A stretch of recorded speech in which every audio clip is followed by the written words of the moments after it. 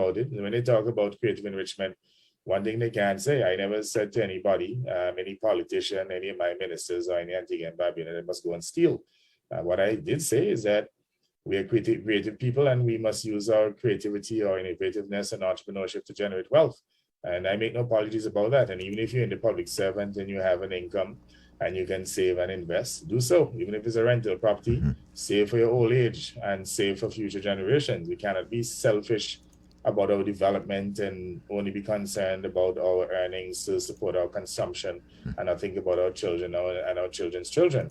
So if it is that in my case that I continue to think about sustainability, thinking about future generations, and I'm trying to encourage my family members to create wealth so that they can sustain themselves over a period of time, I don't see why anyone should want to vilify me for that. We're not stealing anything. We're not holding, public resources.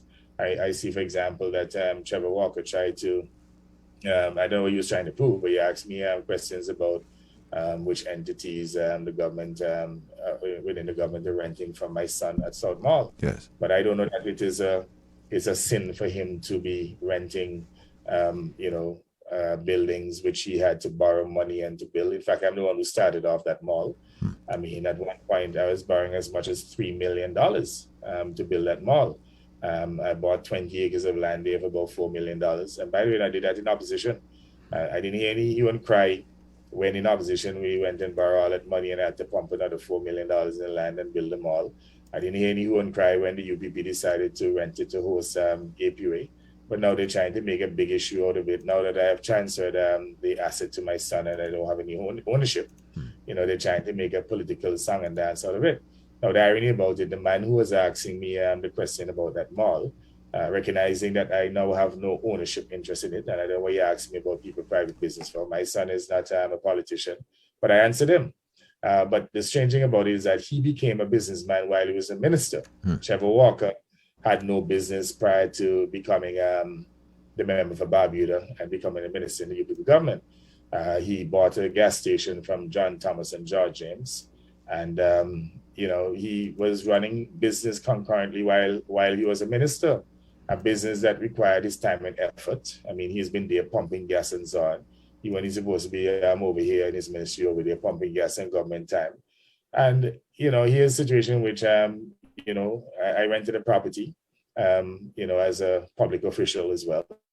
I don't have to go there to go and maintain the property or anything. I mean, the person send the rent every month and, I'm good to go.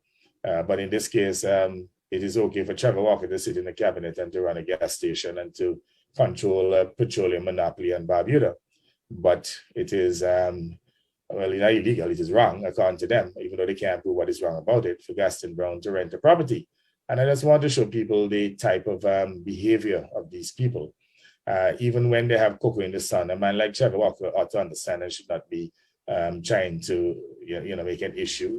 He wasn't successful out of my son. Remember, I don't own South Mall, I transferred assets how many years ago, just before I became Prime Minister, to my son, just to make sure there's no conflict of interest. And he has an issue with that. Now, the interesting thing about it is that the government is renting an old wooden building there from Asset Michael and his family down on Nevis Street, paying $40,000 a month.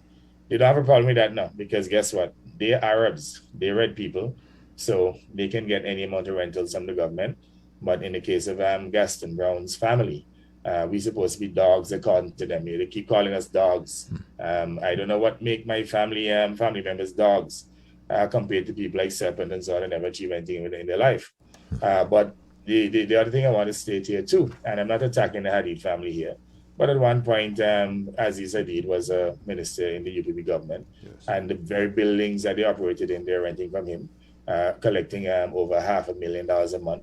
And if my son get a little $30,000-$40,000 a month, is that a problem? All kind of people rent to government, all kind of people have contracts with government. I mean, the government rents about $50-something million between the public, the central government and statutory organizations pay nearly $50 million a month in rent. And if they're renting a property for my son and he gets $30,000-$40,000 a month, what is so vulgar about that? When indeed, it is a UPP that established the mall as an appropriate place for rental by the government. I mean, as I said to Trevor Walker, there was a pre-existing rental prior to my administration taking the governance of the country.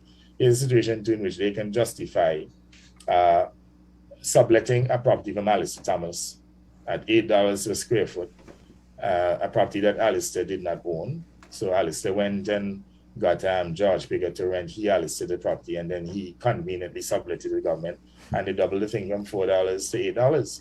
In the case of South Mall, I think the rate is like $3 a square foot.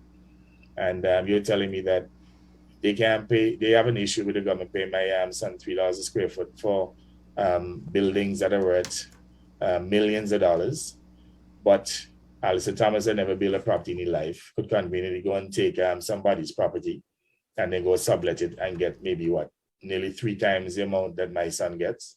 I mean, what's the matter with these people? I mean, how do they justify this type of behavior? And I know what they're trying to do. They're trying to create this thinking within the people that, my family members making all the money. Every meeting they have, it has to be something about the prime minister making money. I mean, up to now, not one sensible policy issue they have brought to the people of Antigua and Barbuda. And I want to know people that are tired of this kind of foolishness. I'm responding because that is what they continue to put in the public domain. Yes. They had a couple of meetings within the last week, and I think that, I'm duty bound to speak to these issues openly. I mean, it's part of the process of accountability. So when they attack me, I respond accordingly.